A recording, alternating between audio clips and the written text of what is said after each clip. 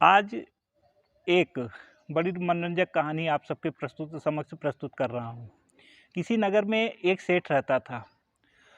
जैसा कि सेठ का पैतृक व्यवसाय जो था वह व्यापार करना और उसके साथ-साथ लोगों की ज़रूरतों को पूरा करना और उसके बदले में जो सामान बिक्री करता था, उसके बदले में उसे धन उपार्जित होता था और उसी उपार्जित धन से वह अपने परिवार का भरण-पोषण करता था। ज़िंदगी भर सेठ ने अपनी पूरी ईमानदारी और निष्ठा के साथ लोगों की सेवा की और इसी कारण से सभी उसकी सेवा से निहायत प्रसन्न रहते थे और उसे नगर सेठ की उपाधि से विभूषित किया। लेकिन इसके साथ ही साथ उसका एक लड़का जो था वह निहायत ही बेईमान तथा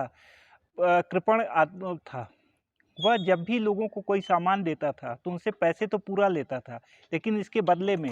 वह क्या करता था कि सामान उन्हें कम देता था। लोग चूँकि उसके पिता के व्यवहार से और उसके व्यापार से निहायत ही प्रभावित थे, इस कारण से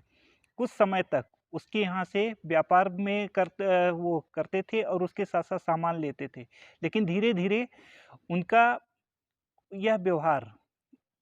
यह कम होता गया और उसके साथ-साथ सेठ का जो लड़का था, उसका व्यापार भी धीरे-धीरे कम होता जा रहा था। एक दिन उसकी पत्नी ने कहा कि हमारे पास हम इतना पर्याप्त मात्रा में धन है और उसके साथ-साथ हम पूरी ईमानदारी के साथ क्या अगर व्यवसाय और व्यापार कर सकते हैं, तो इसके बदले में हमें हमने अपने परिवार के लिए पर्याप्त मात्रा में धनराशि मिल जाती है। तो लोगों को ठगने और चोरी करने की क्या ज़रूरत है? लेकिन इसके बावजूद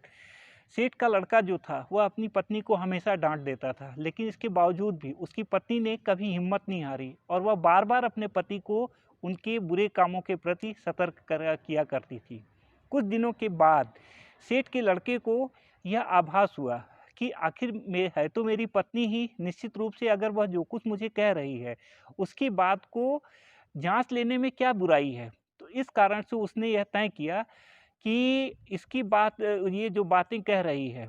उसको हम इस तरह से जाँचते हैं। क्योंकि सेठ की प पुत्रवधू ने अपने पति को यह बताया था कि हम जैसा करते हैं, अगर हम मेहनत से और ईमानदारी के साथ कुछ भी धनराशि उपार्जित करते हैं, तो वह निश्चित रूप से हमें आज नहीं तो कल प्राप्त ही होगा। और इसी बात की परीक्षा लेने के लिए सेठ के लड़के ने एक कपड़े की पोटली ली और उसमें थोड़ी-सी धनराशि ले जाकर के नदी के किनारे छोड़ दिया।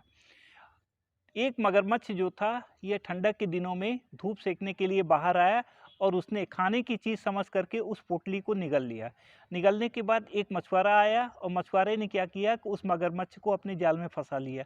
और मगरमच्छ चूँकि छोटा-सा था और इस कारण से उसके जाल में आसानी से फंस गया और फंस जाने के बाद जब मछुआरे ने उस मगरमच्छ को अपने घर ले जाकर के उसका पेट चीरा, तो उसमें से एक पोटली मिली और उस पोटली के ऊपर सेठ का पूरा पता और नाम लिखा हुआ था।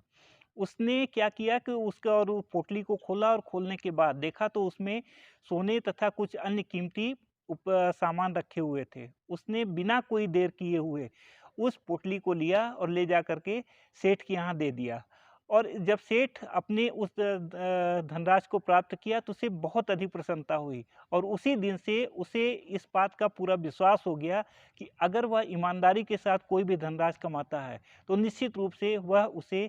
जीवन में कभी भी नुकसान नहीं पहुंचाएगी, बल्कि उसे निश्चित रूप से उसे बहुत दिनों तक उसका साथ देगी। और उसी दिन से उसने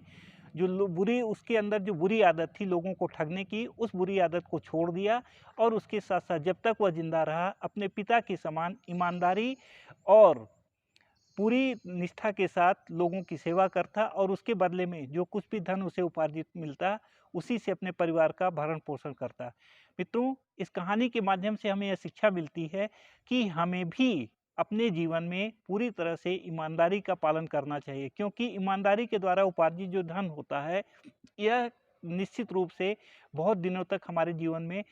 स्थित रहता है और वह कभी भी नष्ट नहीं होता। मुझे आशा ही नहीं वरन पूर्ण विश्वास है कि यह कहानी आप सबको पसंद आई होगी। अगर पसंद आई हो तो कृपया मेरे चैनल को सब्सक्राइब करें तथा अपने मित्रों के साथ